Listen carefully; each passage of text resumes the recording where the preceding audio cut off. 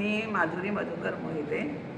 मी MA-BEd झालेली आहे आणि गेली 35 वर्ष मी Lions Pioneer High School Matunga Mumbai येथे अध्यापनाचे कार्य करीत आहे. माझा जन्म हा वसई येथे झाला. माझे वडील मूळचे वसईचेच आणि ते उत्तम चित्रकार आणि मूर्तिकार होते.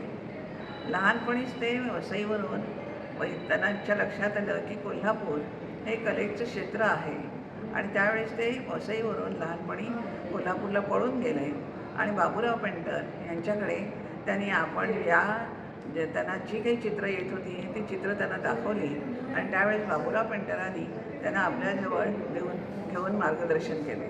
हे मार्गदर्शन करत असताना त्यांच्या असं लक्षात आलं की ह्या मुलाला कोणाचाही पाठिंबा नाही, काही नाही, पण अतिशय उत्तम अशी चित्र काढतोय. अशा वेळेस त्यांनी त्यांना सांगितलं की तू इथे कोल्हापूरमध्ये राहू नकोस, तर तुझं क्षेत्र हे मुंबईत आहे. तू मुंबईत जा आणि तुझी कला सादर कर आणि खास करून तू हिंदी फिल्म ह्याच्यामध्ये जा. आणि अशा वेळेस वडिलांनी त्यांचं ऐकलं आणि त्यांचा विचार लक्षात घेतला आणि ते मुंबईला आले आणि हिंदी फिल्म इंडस्ट्रीमध्ये त्यांनी आर्ट डायरेक्शन, कला दिग्दर्शकाचं काम सुरू केलं.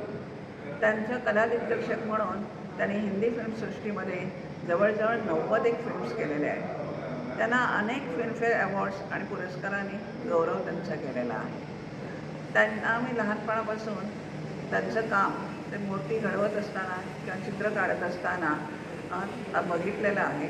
अतिशय तन्मयतेने, अतिशय एकाग्रतेने त्यांची ती एकाग्रता बघून मला नेहमी जाणवायचं की एखादा तपस्वी हा कसा काम करत असेल, कसा बघत असेल, तशी ती त्यांची तपस्या मला दिसत होती आणि हे कुठेतरी माझ्या निरीक्षणात असायचं.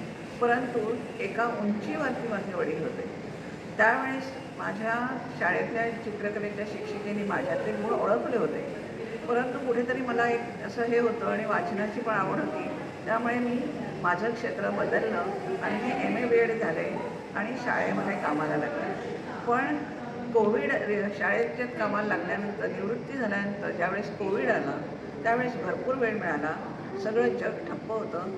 अशा वेळेस माझे मिस्टर मधुकर देव मोहिते, जे सामाजिक श्रेष्ठ असे कार्यकर्ते आहेत, सामाजिक क्षेत्रात ते कार्य करतात, त्यांनी मला भरपूर प्रोत्साहन दिलं आणि सगळं हे चित्रकलेचं साहित्य आणून दिलं आणि सांगितलं की तुझ्यामध्ये एक वडिलांचा वारसा आहे, तर तो तू पुढे चालवण्यासाठी प्रयत्न कर. आणि त्यांच्या पाठिंब्याने, प्रोत्साहाने मी ह्या चित्रकलेला सुरुवात केली आणि त्याच्यामध्ये खास करून मी लोककलेचा जास्त अभ्यास केला.